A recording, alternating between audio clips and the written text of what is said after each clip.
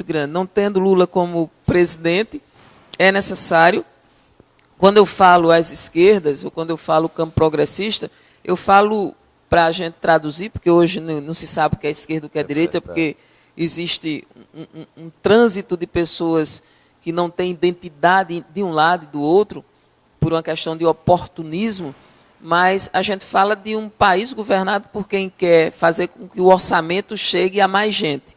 É aquele país que 80% estava dentro do orçamento público e que gostaria de botar os 100% dentro do orçamento público. Quando a gente fala de direita, a gente está falando de um país que quer botar 20% a 30% dentro do orçamento público, privilegiando algumas famílias, algumas castas e condenando principalmente a classe trabalhadora a não ter saúde, educação, habitação e todos os direitos fundamentais. É disso que a gente está falando. São dois projetos. O projeto que cabe todos os brasileiros e brasileiras e o projeto que foi feito apenas para a casta, para a elite brasileira. Então, nesse campo está Lula, nesse campo está Ciro Gomes, nesse campo está Manuela da Ávila, nesse campo está também o Boulos, o Guilherme Boulos do PSOL. Nesse campo ainda tem algumas outras figuras que fortalecem. Eu, pessoalmente, acho que se Lula não se configura como a via, é necessário que as esquerdas construam conjuntamente uma unidade e uma solução para o Brasil. Eu, pessoalmente, tenho muito apreço e consideração pela candidatura de Ciro Gomes. Muita gente disse assim, mas Ciro é uma pessoa muito explosiva, muito forte, muito agressiva. Eu acho que Ciro tem a agressividade necessária para o Brasil desmantelado que nós temos hoje. E tem uma outra coisa, ele tem uma visão de projeto nacional. Se você lê Ciro, ouve Ciro, Ciro passa por todas as sabatinas, mas não é porque ele tem uma habilidade de fala, não. Ele tem uma base de conhecimento e de experiência histórica, ele está dentro da política. Me assusta muito essa solução fora da política. A solução tem que estar dentro da política. A ideia de que a política e que a vida pública está cheia de corrupção para o Brasil, ela é muito ruim. Não é que a corrupção apareceu agora. A corrupção sempre houve.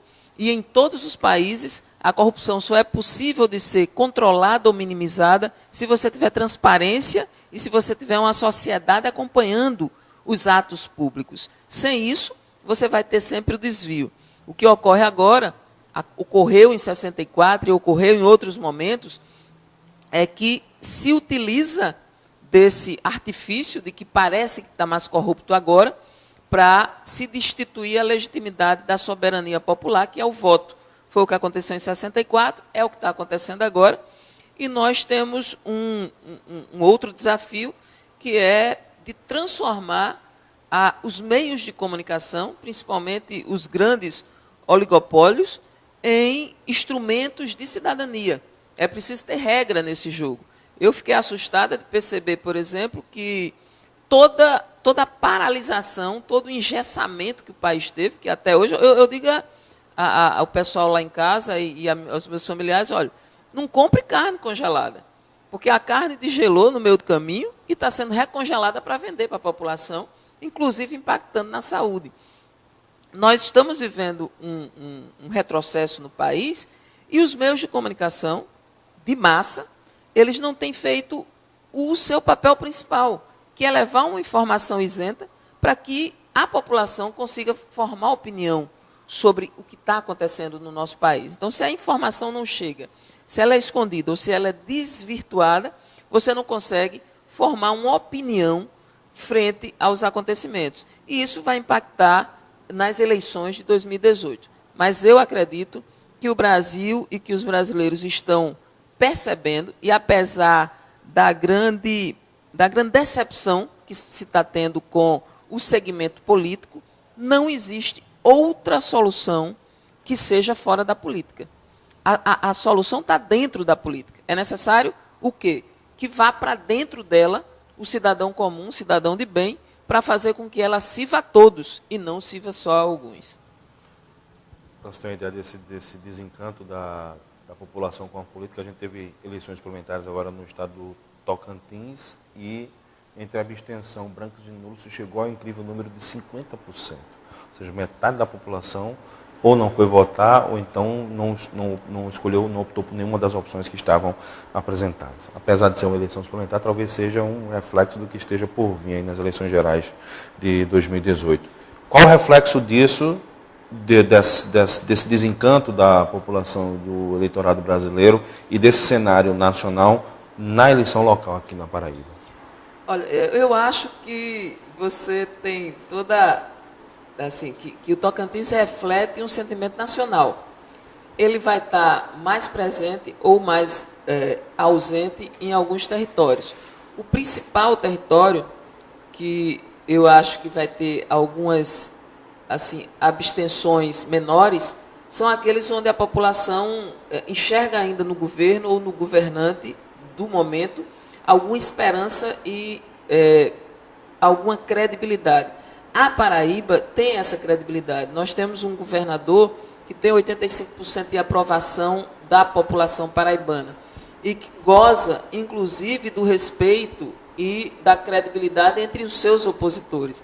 Existe um opositor do governador Ricardo Coutinho que pode falar tudo, mas não pode dizer que o homem tem ideias firmes, atitudes corajosas e é realizador.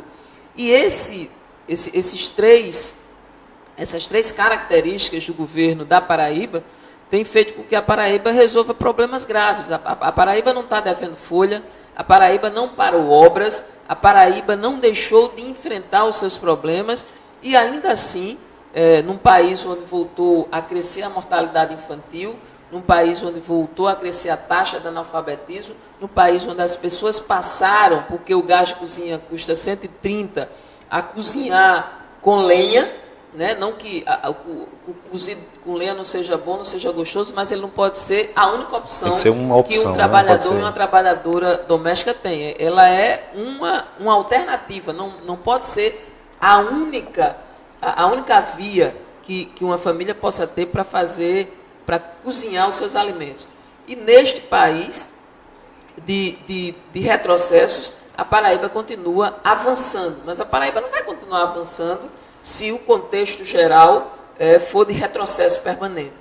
Porém, eu acredito que esse perfil, essa característica e esses resultados, porque a política foi feita para obter resultados, ele fará com que a Paraíba seja uma dos estados com menor abstenção da população. Porém, acredito que para deputado federal haverá uma abstenção grande. Existe uma imagem muito negativa dos nossos deputados federais por terem majoritariamente, com exceção do deputado Luiz Couto, um ou outro deputado, votado basicamente no impeachment de Dilma, no retrocesso dos direitos trabalhistas, no retrocesso da educação pública, no congelamento do nosso orçamento público. Grande parte da bancada paraibana, entre 8 e 9 dos deputados, votaram em matérias muito difíceis para serem aprovadas pela população. E isso está sendo de conhecimento público. Então, nós teremos aí uma abstenção grande para deputados federais e deputados estaduais também acredito que terá, porque o deputado estadual é uma figura mais ou menos desconhecida. Qual é o seu papel dentro da construção da política? Eu tenho vivido isso muito. O deputado estadual fica entre um vereador e um deputado federal. A maioria das legislações estão ou no território do município, porque é de referência ao uso e ocupação do solo, e a outra parte está na legislação federal, que legisla sobre direito do consumidor, direito civil, direito trabalhista, direito criminal. Todos os direitos estão no campo da União. E essa figura que passa nessa sombra, que é justamente o deputado estadual, também está bastante desgastado, acho que com uma ou outra imagem, por conta justamente dessa falta de compreensão, de visão de qual é o papel de um parlamentar estadual. Esse cenário que a senhora traçou aí da nossa bancada na Câmara Federal, e não só da Paraíba, mas de um Brasil como todo, a gente tem estimulado algumas personalidades políticas do campo progressista a disputar uma dessas vagas, tanto na Câmara como no Senado. Aqui na Paraíba e no Brasil inteiro esse cenário se repete, até pela necessidade de se ter uma bancada com esse perfil que a gente viu que aconteceu nessas votações, nessas últimas votações no Congresso, então pela necessidade de se ter uma bancada mais forte desse campo e por esse desgaste também dessa bancada atual, desse Congresso atual. A senhora foi estimulada em algum momento a entrar nessa disputa para deputado federal. O que a motivou a não aproveitar, inclusive, este momento, esse cenário que algumas pessoas traçam como positivo para perfis como este que a senhora apresenta? Sim, eu tive duas variáveis que assim, me fizeram refletir. O primeiro deles é de ordem pessoal. Eu tenho uma situação familiar que exige minha presença aqui no Estado, na capital. Eu preciso cumprir, antes de ser uma figura pública, eu também sou uma figura dentro da minha família. Eu preciso dar conta dessa demanda. Não posso me afastar nesse momento, sob pena de uma pessoa muito querida e muito amada deixar de ter os cuidados adequados. Então, e essa pessoa é a minha mãe. A outra coisa é que eu avaliava naquele momento, no momento que tinha que se decidir isso, que o deputado Luiz Couto, que está nesse mesmo campo e que ainda não tinha se definido, ele gostaria de competir e de estar como numa condição de senador, de candidato, de pré-candidato a senador, e eu poderia disputar os mesmos votos. Eu tive 25.513 votos aqui na capital e o deputado Luiz Couto teve 20.600 e alguma coisa. Eu tenho certeza que 80% dos votos de Luiz aqui na capital são compartilhados comigo. Tipo, quem votou em mim, votou em Luiz. Então, nós íamos, principalmente aqui no eleitorado de João Pessoa, disputar o mesmo voto, o mesmo eleitor. Então, isso também me fez refletir se a gente, em vez de ampliar a bancada progressista, a gente não ia suprimir a bancada progressista. Naquele momento, as coisas já ainda não estavam muito claras. E eu acho que esses foram duas questões que me fizeram refletir. Ao mesmo tempo, eu também acredito que para cada papel que se faça, você pode ter a experiência de uma recondução. Eu estou vivendo o 4º ano como parlamentar estadual. Eu tenho aprendido muito, aprendido pelo Estado. Eu fiz um debate importante do direito ao uso da água, da transposição do Rio São Francisco, chegando pelo Paraíba. Eu reconheci e aprendi muito nos territórios onde o Rio Paraíba tornou-se novamente perene e onde o Rio Paraíba passa a ser vetor de desenvolvimento econômico e social, e como isso ainda é disputa, como a gente precisa ainda garantir que isso seja feito de maneira igualitária e com princípios de sustentabilidade. Hoje, que é o Dia Mundial do Meio Ambiente, é fundamental a gente debater e a gente fortalecer a ideia de sustentabilidade como um eixo, como um princípio, como o valor principal da geração de economia. Se essa economia ela se esgota nesse momento, as gerações futuras não vão poder desfrutar da mesma qualidade de vida. Não adianta você ter muito dinheiro e não ter um ar para respirar, ter muito dinheiro e não poder dar um mergulho no rio, na água do rio, ter muito dinheiro e não ter as condições básicas para permanência e existência saudável da nossa espécie. A nossa espécie não aguenta sol demasiado, a nossa espécie não aguenta frio demasiado. Nós somos uma espécie muito vulneráveis. Ou a gente trata a casa da gente, que é o planeta Terra, adequadamente, ou a gente está fadado a ser uma das espécies como foram os dinossauros. Os dinossauros dominaram a Terra, agora eles são petróleo para a gente.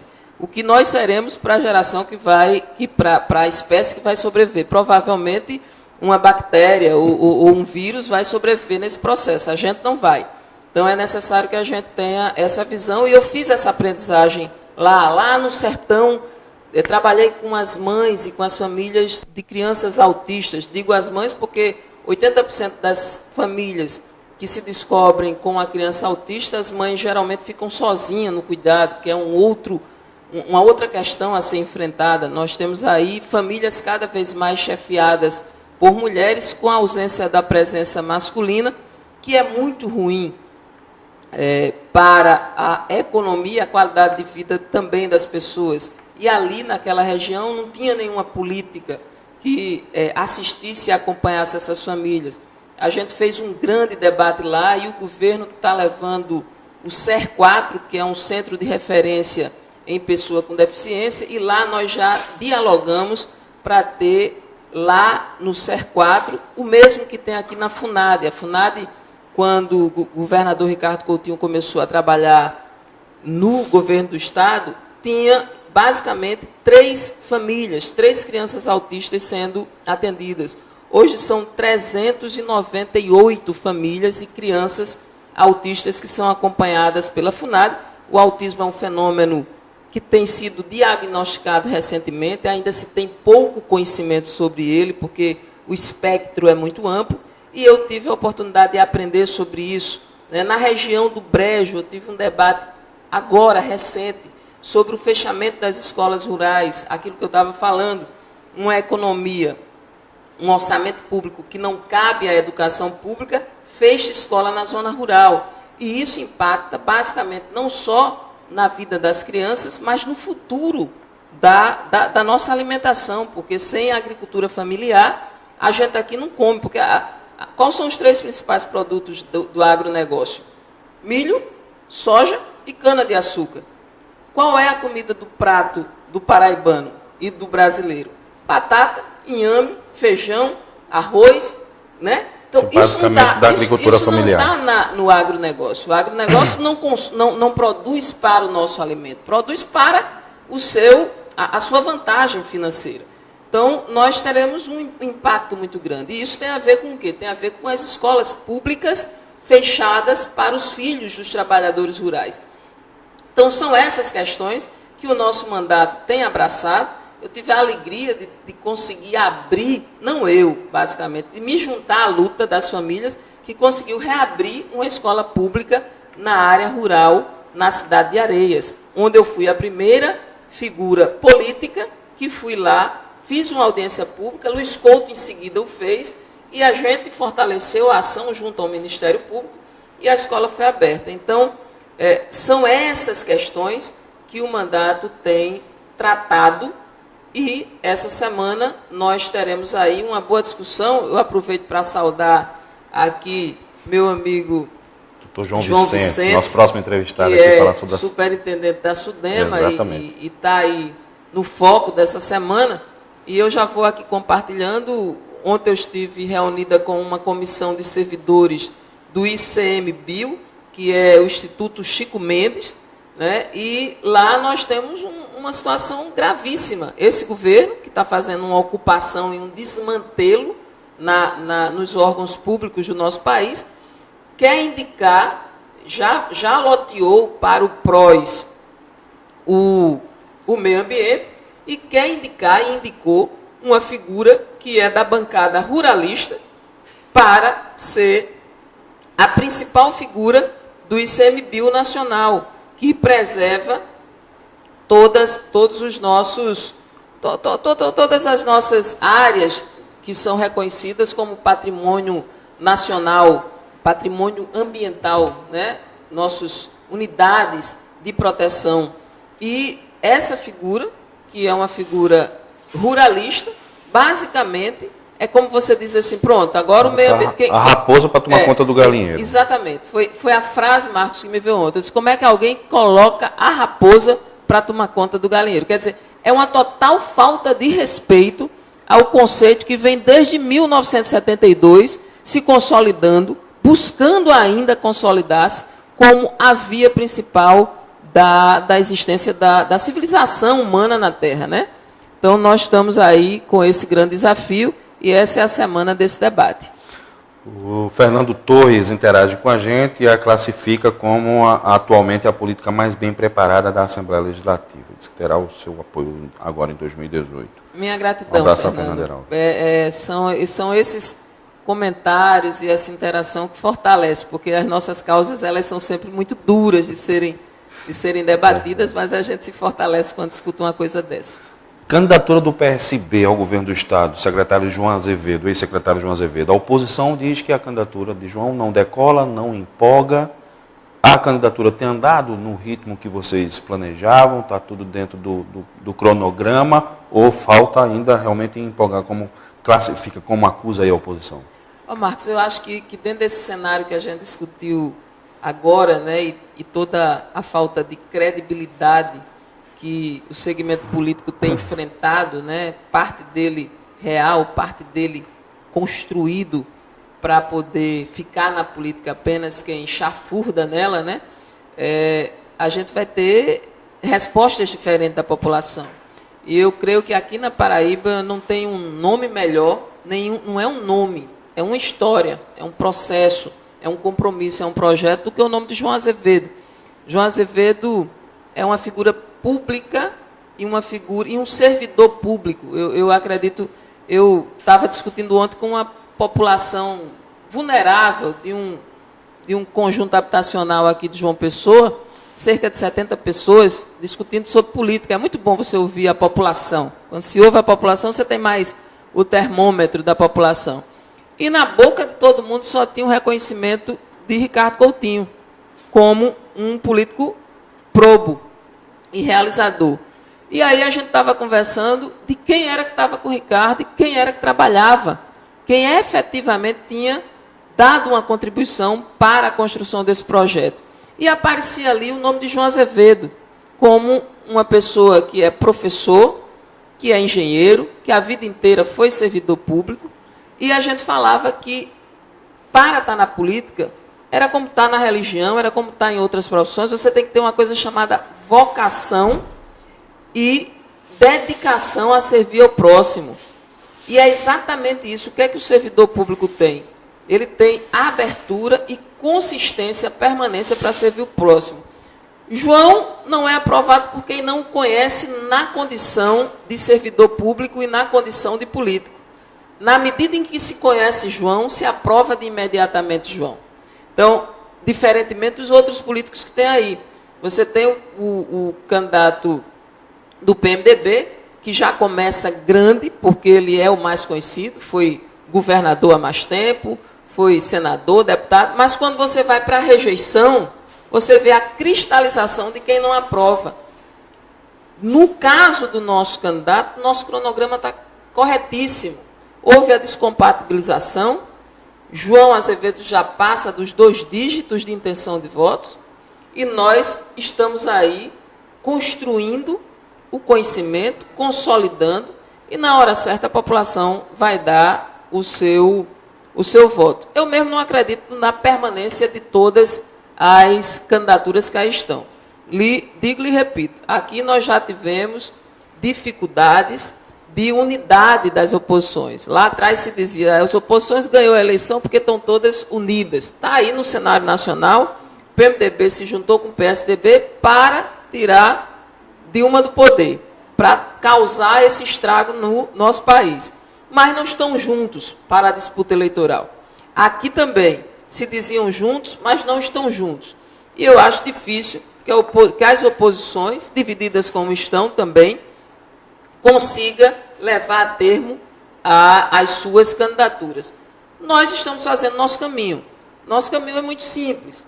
É fazer com que a população decida entre dar continuidade ao que está acontecendo na Paraíba, a continuar a transformar, a fazer com que a Paraíba se desenvolva cada vez mais, ou ter o retrocesso de ser administrada por figuras do passado que já tiveram a oportunidade de governar e que não realizaram aquilo que é necessário para o bem do nosso povo. Então, eu acredito que não existe candidatura mais consistente do que a candidatura de João Azevedo. A gente não quer ganhar a eleição antes do pleito, não. A gente quer ganhar a eleição no dia do pleito. Aí, no dia do pleito, a gente vai conversar com as oposições. Deputado, infelizmente, nosso tempo é curto. Eu queria só encerrar, que a senhora falasse um pouco sobre a participação da mulher na política. Quando a gente já pode vislumbrar um cenário melhor de participação mais efetiva, pelo menos igualitária, pelo menos correspondente ao eleitorado a força da mulher na política? Eu acho que a gente tem uma longa trajetória ainda, e eu até toparia conversar outro momento, já que a gente tem outras entrevistas. Dá um programa só com esse tema. Dá um outro programa, mas eu acho que a gente teve uma vitória importante. Foi determinado pelo Supremo Tribunal Eleitoral que seja destinado 30% do tempo de televisão para as candidaturas femininas e 30% do orçamento das campanhas para candidaturas femininas. Eu vou lutar para que isso de fato aconteça na prática, e isso vai aumentar potencialmente a visibilidade das candidaturas femininas, que ainda são, naqueles 30% em que é obrigatório de candidaturas femininas, concebidas, constituídas por o que a gente chama candidatura laranja, candidatura que não se consolidou verdadeiramente, é apenas para compor. Então, isso dá um bom debate, Marcos, porque eu acho que a gente ainda tem aí uma luta de décadas para poder tornar a presença das mulheres igualitária ao percentual das mulheres na população. Já deixo aqui o convite para a senhora voltar aqui outro dia para a gente discutir esse tema com outras pessoas, inclusive com outras mulheres, que realmente dá um debate bem interessante. Eu agradeço e meu bom dia a todos que estão sintonizados aqui, que estão atentos ao programa Café com Notícia. Foi muito bacana e eu já me sinto reconvidado a voltar em outro dia. Sim. Tenham um bom dia, uma boa semana, que Deus abençoe a todos nós. Obrigado mais uma vez. Deixa eu fazer um intervalo comercial bem rapidinho para a gente dar sequência no nosso programa, conversando com o João Vicente da Sudema e ainda com o Luiz Cravo também, que vai trazer um tema novo aqui para a gente, pelo menos para mim. Daqui a pouquinho a gente volta.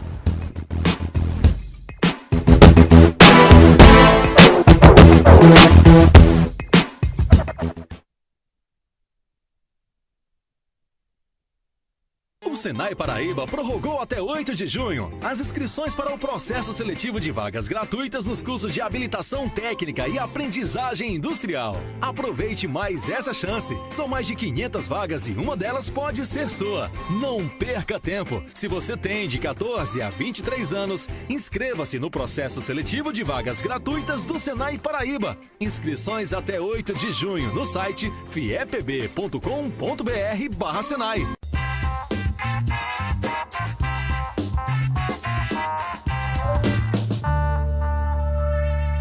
TV Master ao vivo. TV Master ao vivo.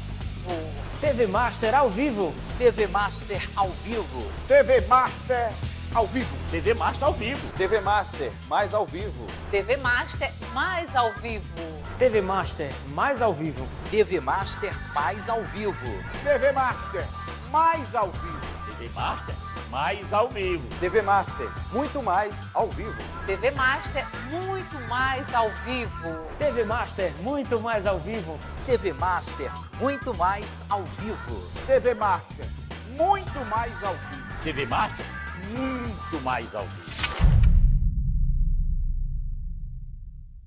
Corre, tem um Mitsubishi aqui só esperando você. L200 Triton a partir de 126.990. A SX a partir de 97.490. Quitais, João Pessoa e Campina Grande. Respeite a sinalização de trânsito.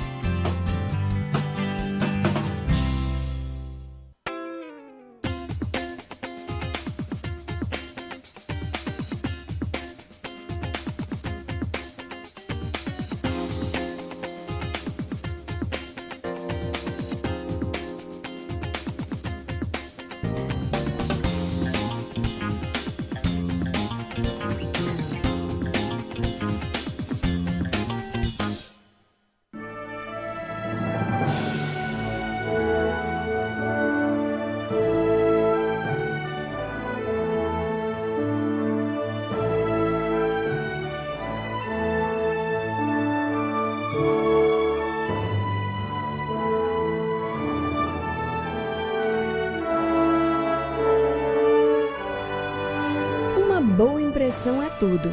Gráfica Moura Ramos, fazendo o seu papel. Entre para o Mundo Suzuki com esta oferta imperdível. Seu Suzuki Zero com a primeira parcela para depois da Copa. Jimmy, o genuíno 4x4 que encara qualquer desafio a partir de 68.890. S-Cross, design moderno e arrojado, com tecnologia em cada detalhe, a partir de 95.990. Seus caminhos nunca mais serão os mesmos em um Suzuki. Faça um test drive e aproveite. Rio, excelência além dos limites. TV Master ao vivo. TV Master ao vivo. TV Master ao vivo. TV Master ao vivo. TV Master ao vivo. TV Master ao vivo. TV Master mais ao vivo. TV Master mais ao vivo. TV Master mais ao vivo. TV Master mais ao vivo. TV Master mais ao vivo. TV Master mais ao vivo. TV Master muito mais ao vivo. TV Master muito mais ao vivo. TV Master muito mais ao vivo. TV Master muito mais ao vivo. TV Master muito mais ao vivo. TV Master muito mais ao vivo.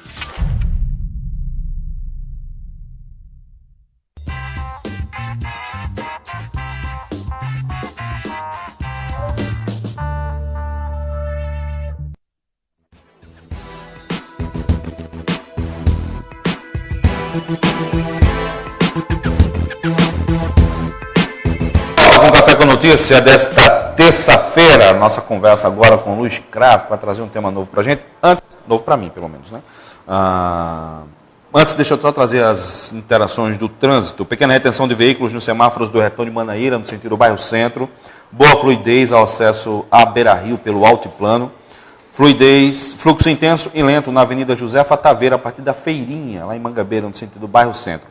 Maior fluxo na principal dos bancários a partir do equilíbrio do C, no sentido centro.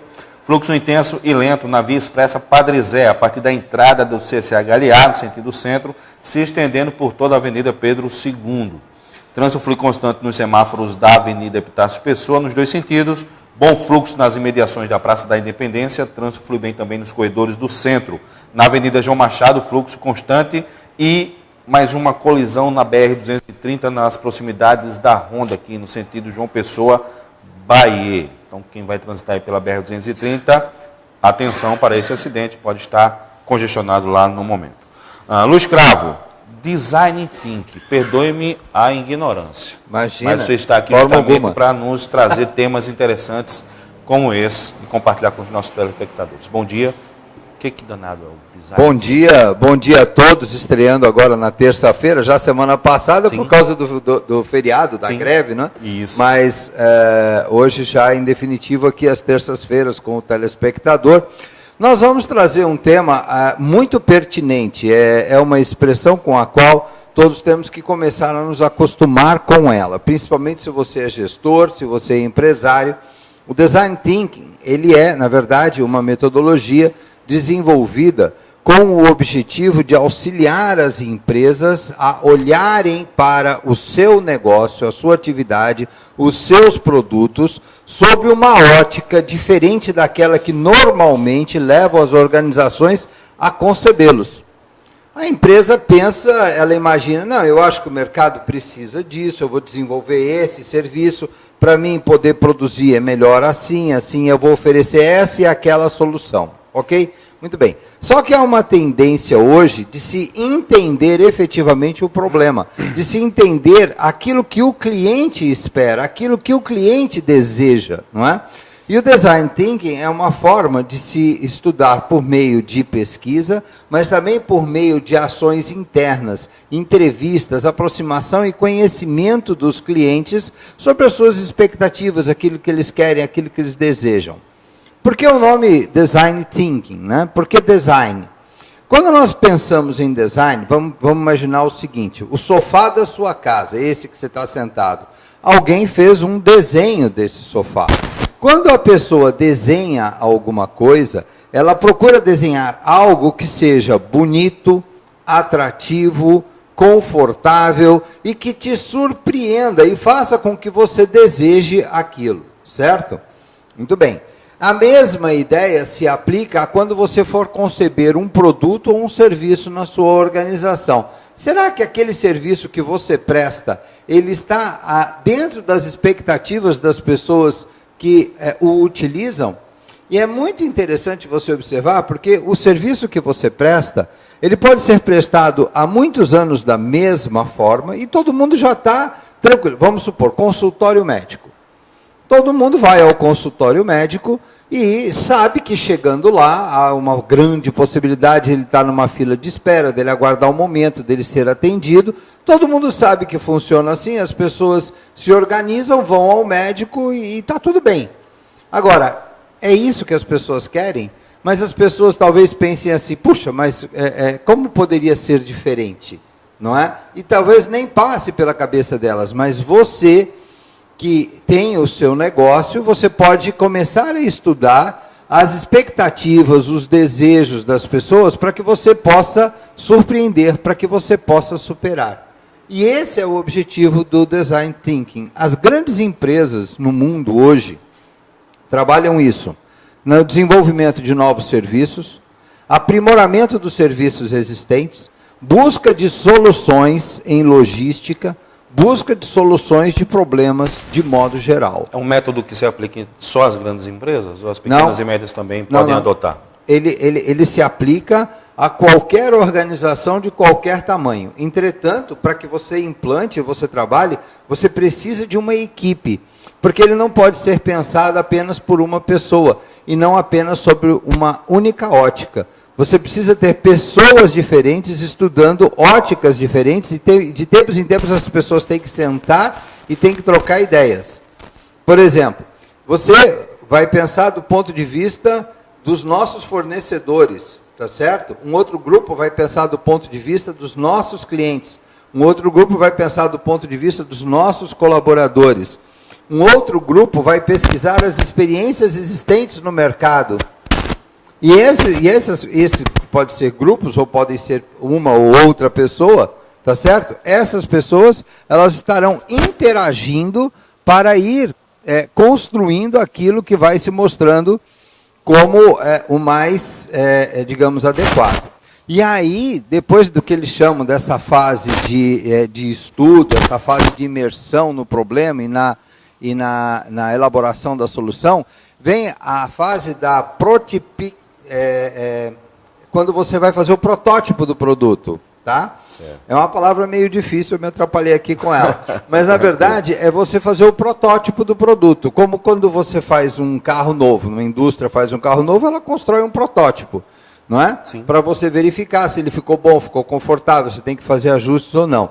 Aí a empresa entra nessa fase do protótipo e ela começa a rodar, começa a experimentar esse produto, serviço ou solução, até que ela amadurece e coloca em prática no mercado, sempre monitorando o resultado, a expectativa dos clientes, a maior ou menor adesão. Todos nós vamos precisar pensar nisso, porque nós vivemos na era da mudança. E isso eu diria para você. Se aplica a carreiras também? Pode se aplicar? Profissional liberal? Olha, toda empresa vai precisar de gente especializada nisso. Entendeu? Eu diria para você que daqui a alguns anos, ter conhecimento sobre essa matéria é tão importante quanto há 40, 50 anos atrás era você ter um diploma de datilografia para arrumar um emprego. É nesse nível. Luiz Cravo, obrigado mais uma vez pela sua presença aqui, trazendo sempre temas interessantes e nos ensinando aqui cada vez mais, inclusive para abrir os nossos olhares para essa área também tão importante. Muito obrigado e até terça-feira, se Deus quiser. Até terça. Boa semana a todos. Vamos falar de meio ambiente agora, que está em andamento a Semana do Meio Ambiente, promovida pela Superintendência de Desenvolvimento do Meio Ambiente da Paraíba, SUDEMA, de 4 a 8 de junho. A gente recebe orgulhosamente aqui o Dr. João Vicente, superintendente da SUDEMA. Dr. João, bom dia, seja bem-vindo, obrigado por aceitar o nosso convite, estar aqui cedinho da manhã para a gente falar de meio ambiente. Bom dia, Marcos, a você e aos telespectadores que nos assistem nesse momento. Já começou, né? De 4 a 8 de junho, a Semana do Meio Ambiente. O que vocês estão desenvolvendo durante esse período? Hoje é o dia D, né? O dia do meio ambiente é o dia de hoje, o dia 5. Desde o início do segundo mandato do governador Ricardo Coutinho, quando ele nos chamou e nos confiou a missão de gerir a SUDEMA, ele nos recomendava uma preocupação especial com as questões ambientais. Até porque o Brasil é signatário de diversos programas mundiais e faz parte deles, e precisava se inserir nesse contexto. Baseado nisso, nós restabelecemos uma escola de educação ambiental que existia e colocamos essa escola a andar. Nós promovemos uma capacitação para o professor da escola pública nas 3 maiores regiões de ensino, João Pessoa, Campina Grande e Patos. Nós promovemos capacitação em diversas unidades escolares, de cunho privado, procurando levar, não para que nós fôssemos os instrutores do tempo, mas para capacitar os profissionais que lá estavam para propagar as ideias da sustentabilidade. Quando se fala em sustentabilidade, a pessoa sempre se imagina, sustentabilidade é a capacidade, a perspectiva que você tem de se apropriar dos recursos naturais para satisfazer as suas necessidades, agora, de forma a permitir que a geração que vem na 3ª ou 4ª geração se aproprie e se satisfaça da mesma maneira. Para fazer isso é preciso que a gente faça, trabalhe na conservação dessas unidades. Esse ano o nosso foco são as unidades de conservação. Nós temos 17 unidades de conservação geridas pela SUDEMA, 12 pelo governo federal e 10 privadas. Quer dizer, nós temos em torno de 39 a 40 unidades de conservação. O que são essas unidades? O que é unidade de conservação? Boa pergunta. Você escolhe uma região, um bioma, por exemplo, o bioma da Caatinga, o bioma da Mata Atlântica, o bioma do Brejo, e ali naquela região, onde há perspectiva e condições de criação de uma área de proteção, você cria aquela unidade de proteção com 2 objetivos. Primeiro, de preservar os exemplares da fauna, da flora, daquele bioma. E segundo, para servir de laboratório. Porque você, no momento que instala uma unidade de conservação, como, por exemplo, o Parque dos Dinossauros em Sousa, onde nós vamos fazer o encerramento da Semana do Meio Ambiente, a APA das Onças, lá em São João do Tigre, a Pedra da Boca, que fica aqui, é um monumento belo, que nós temos aqui nas imediações de Itacima, Araruna, Itacima. Isso. Então, quando você constitui uma unidade daquela, você atrai as atenções. Ou a pessoa vai lá com a finalidade de pesquisa científica, ou vai com a finalidade contemplativa. E geralmente essas duas aptidões se somam. Então, nesse momento ele vai se tornando um propagador e um divulgador dessas questões. E a população vai tomando para si a sensação de pertencimento. Na área, a sensação de pertencimento. Eu participava 2 meses passados, mais ou menos 1 mês e meio, 2 meses passados, da última audiência pública que o governo federal fez para a criação do Parque Nacional da Serra de Teixeira. Para mim foi um orgulho participar daquele momento, porque a Serra de Teixeira, começando em Teixeira, indo até Manaíra, lá próximo a Triunfo, em Pernambuco, é um divisor de água onde nascem quase todos os rios do sertão paraibano e quase todos os rios do sertão pernambucano. O rio Moxotó, o rio Pajeú, do lado de Pernambuco, o rio Piranha, Piancó, do lado da Paraíba. Quer dizer, aquilo vai ser preservado e eu senti da população uma sensação de pertencimento que me animou. Todos muito interessados, a universidade participando, a comunidade participando, as igrejas participando, e uma coisa muito interessante e muito gratificante para quem faz o meio ambiente. E no dizer de João Azevedo, ele sempre repete, esse é o salário moral que nós recebemos, quando a gente se acha que tem atendido a esse aspecto. A Paraíba tem uma diversidade muito grande, né, de biomas, de ambientes. Para você ter uma ideia, a Serra de Santa Catarina, que é um parque estadual que vai ser criado, a Serra de Santa Catarina, para relembrar quem conhece geomorfologicamente a Paraíba, é aquela comiada de serra na qual está a barragem de Curema, a barragem de Mãe d'Água e a de Boqueirão de Piranha, lá em Cajazeira. Aquilo é uma comiada de serra que tem ali. Até onça pintada é encontrado naquela serra, que é preservada, fontes, cachoeiras, cascatas, nascentes. É impressionante. A pessoa que anda pelo sertão da Paraíba, que passa por Patos, que tem a fama da Terra do Sol, não sabe que ali bem perto de Patos, você tem um bioma daquele tipo. Nós temos a Mata do Pau-Ferro, lá em Areia, que é outro bioma significativo. Nós temos a grande Mata do Buraquinho, aqui urbana, uma floresta urbana. E uma outra que foi criada recente no polo turístico. O governador agregou mais 640 hectares de Mata Atlântica, que é maior do que a Mata do Buraquinho. Eu acho que nesse aspecto a gente está caminhando bem. A gente atravessou, doutor João, nos últimos anos, uma estiagem ferrenha. Acho que a maior, se fala na maior dos últimos 50 anos.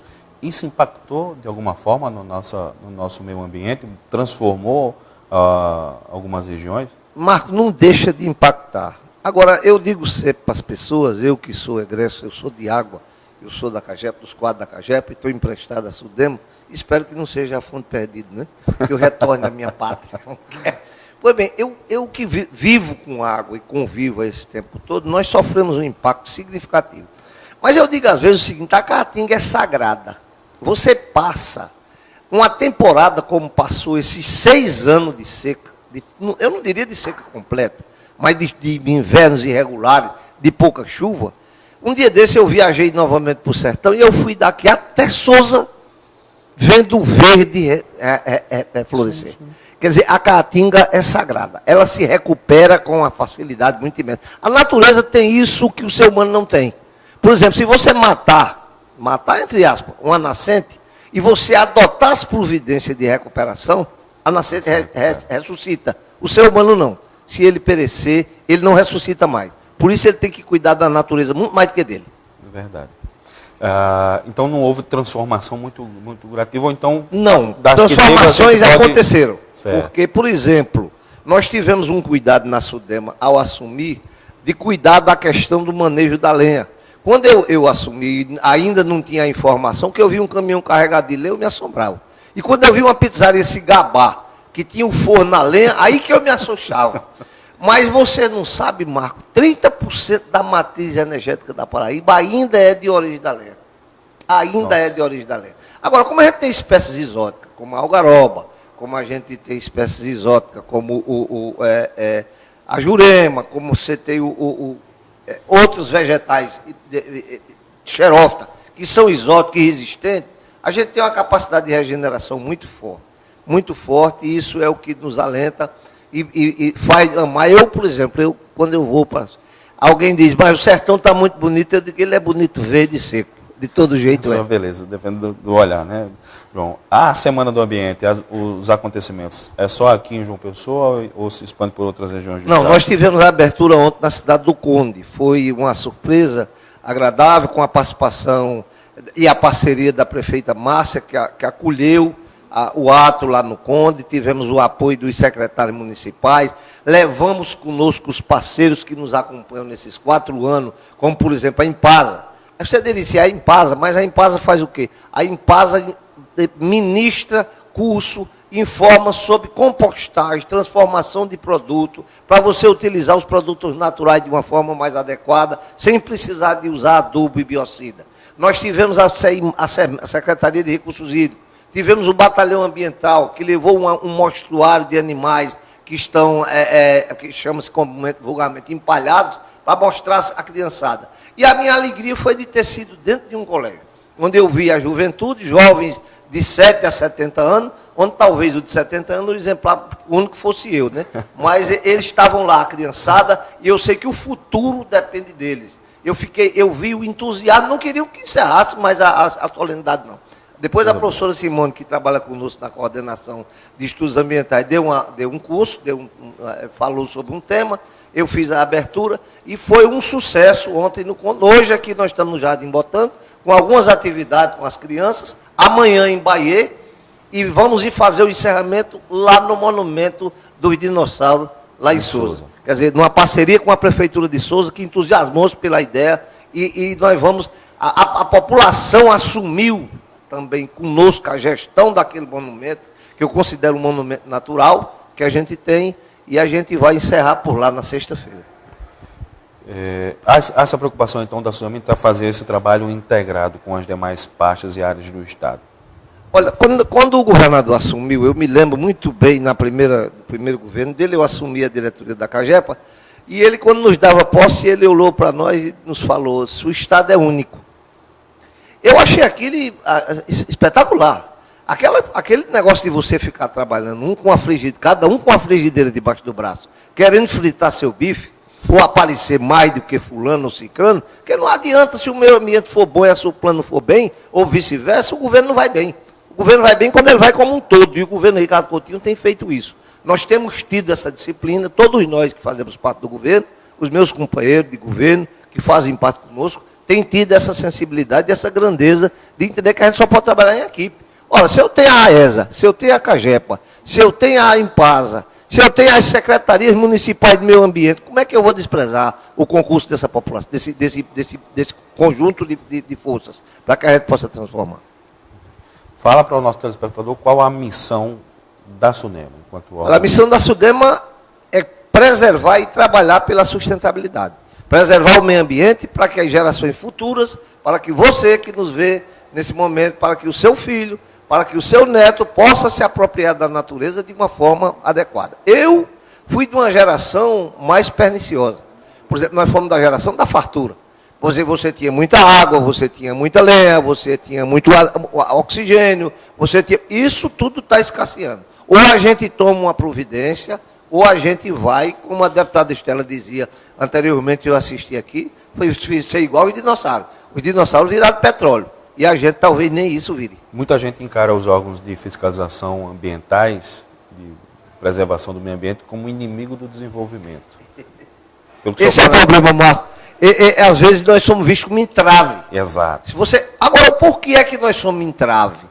É porque o cidadão quer derrubar a Mata Atlântica, a gente não quer permitir. É porque ele quer utilizar a lenha para queimar as caeiras dele de uma forma perniciosa, a gente não quer permitir. É porque ele quer abrir um som de noite na casa de uma pessoa idosa ou próximo de um hospital, a gente não quer permitir. Se isso for entrave, eu prefiro continuar sendo entrave.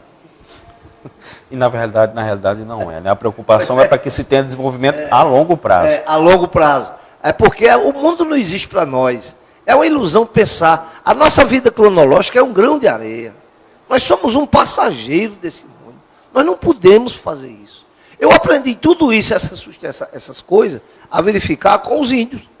Os índios, eles saíam pela manhã, eles viviam do extrativismo, se ele alcançava um peixe, uma coisa, comia, desculpa, o português criou uma forma que o índio é preguiçoso, porque o índio não queria trabalhar para ele.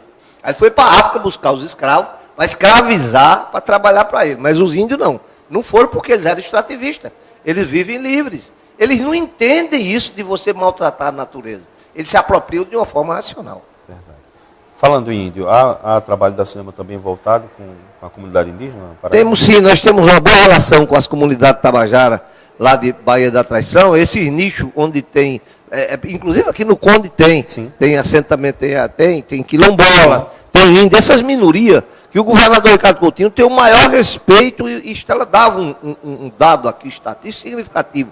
Quando ele assumiu, tinha 3 crianças autistas sendo tratadas na FUNAD. Hoje tem 390. Quer dizer, isso é um salto de qualidade. É um salto de qualidade de vida. E a gente não pode dispensar a minoria, até porque os índios foram antecessores nossos. Aí quando alguém diz, fulano invadiu a terra, o índio invadiu a terra do fulano, eu digo, o cara foi quem invadiu a terra dos índios. Os índios, quando eles chegaram aqui, os índios já estavam por aqui, não é verdade? Verdade. Doutor João, obrigado pela sua presença aqui. Marcos, eu quero te agradecer e parabenizar pelo teu programa. Obrigado. Eu tenho visto o café com notícia. Pois é, então eu acho que é informativo. Parabenizar pelo teu nível como entrevistador. Obrigado. E muitas vezes a gente tem dificuldade de desenvolver uma entrevista, porque o interlocutor não nos leva para um terreno que a gente não quer. Mas você, parabéns pela sua capacidade de interlocução. Eu acho que o programa está de parabéns. Obrigado. Tá? Parabéns mais pelos convidados que estão aqui do que pelo apresentador. Generosidade, mas muito obrigado, seja sempre bem-vindo aqui. E queria que só o senhor renovasse o convite para quem quer participar das atividades que ainda estão em curso da Semana do Meio Ambiente. Eu falo agora para a população aqui, nós vamos ter agora pela manhã uma atividade no Jardim Botânico, é aberta a população. Amanhã teremos em Bahia, na Escola Técnica Estadual de Bahia, e vamos ter no Parque dos Dinossauros aos souzenses que nos vê, aos souzenses que moram em João Pessoa, aqueles que estão aciona as bases para que estejam todos presentes amanhã, sexta-feira, lá no Parque dos Dinossauros, no próprio monumento. Nós vamos fazer, lá nas margens do Rio do Peixe, é onde nós vamos fazer o encerramento da atividade. A você, telespectador, meu muito obrigado, a gratidão da SUDEMA pela oportunidade de nós termos aqui a interlocução com vocês. Muito obrigado mais uma vez, João. Seja sempre bem-vindo aqui, conte sempre com a gente. Deixa eu trazer um rápido giro de notícias aqui para a gente concluir o programa de hoje, dizendo que equipes do Instituto Brasileiro de Meio Ambiente e Recursos Naturais Renováveis, o IBAMA, com o apoio de agentes da Polícia Federal, desencadearam na manhã desta terça-feira uma operação no Distrito Federal em 14 estados brasileiros, incluindo a Paraíba, para coibir o tráfico de animais. A gente está falando de meio ambiente, e a Polícia Federal e o Instituto e o IBAMA aí desencadeando uma operação neste sentido. Até 7h30 da manhã, pelo menos 2 pessoas tinham sido detidas no Rio de Janeiro e 30 animais apreendidos. Em 7 meses de investigação, o Instituto conseguiu identificar os nomes de pessoas que vendem animais da fauna natural brasileira pela internet.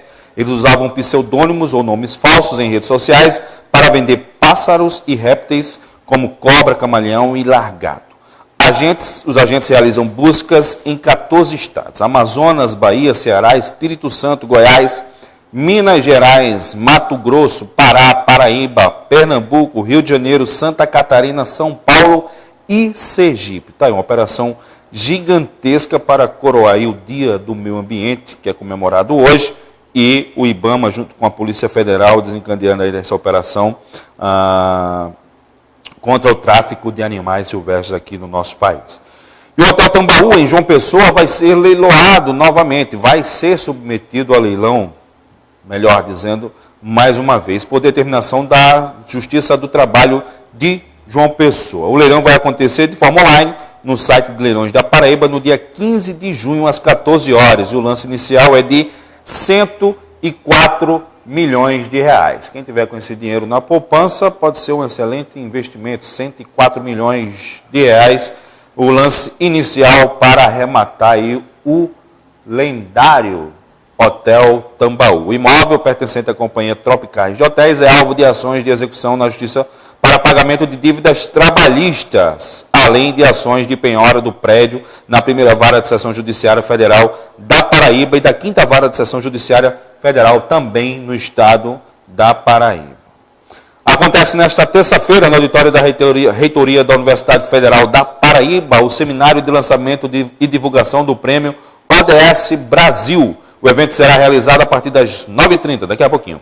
A premiação é uma iniciativa da Secretaria de Governo da Presidência da República por meio da Secretaria Nacional de Articulação Social e tem por objetivo incentivar, valorizar e dar visibilidade a práticas que contribuam para o alcance das metas da Agenda 2030 em todo o território nacional. E o Ministério Público Federal da Paraíba solicitou o cancelamento imediato da emissora do Rádio Vale do Sabugi, no município de Santa Catarina, no sertão da Paraíba. A acusação é de que o deputado federal Efraim Filho também esteja entre os quadros societários. Não pode, né? De acordo com o artigo 54 da Constituição Federal. Conforme a lei, os deputados e senadores não podem manter contrato ou possuir empresas de direito público como emissoras de rádio ou televisão. Uma última informação política que circula nos bastidores é de que o empresário de Campina Grande, Dalton Gadelha, estaria praticamente confirmado como vice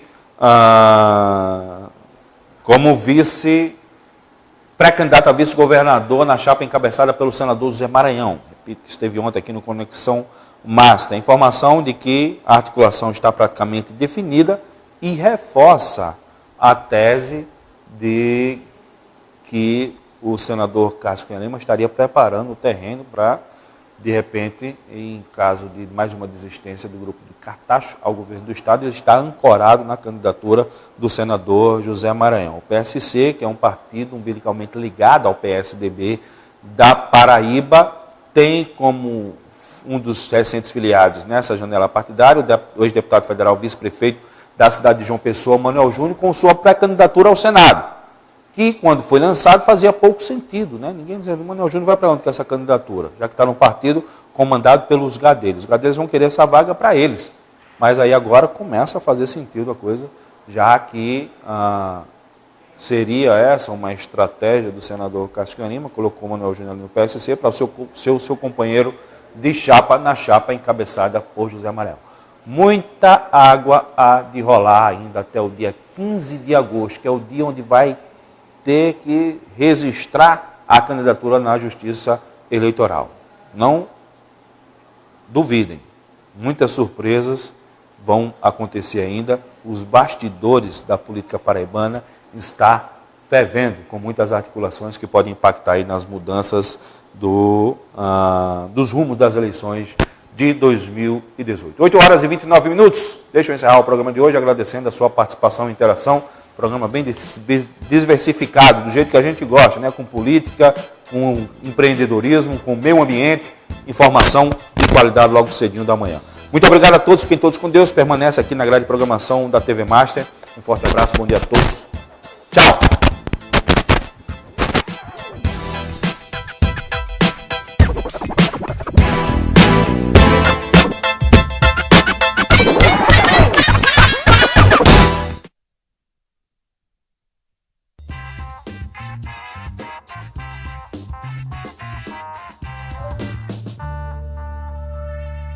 TV Master ao vivo.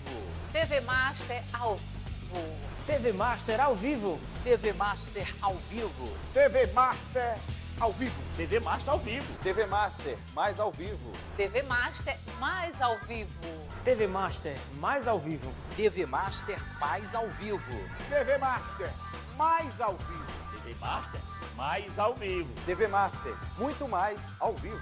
TV Master muito mais ao vivo. TV Master muito mais ao vivo. TV Master muito mais ao vivo. TV Master muito mais ao vivo. TV Master muito mais ao vivo. Corre, tem um Mitsubishi aqui só esperando você. L200 Triton a partir de 126.990. A SX a partir de 97.490. Tais, João Pessoa e Campina Grande. Respeite a sinalização de trânsito.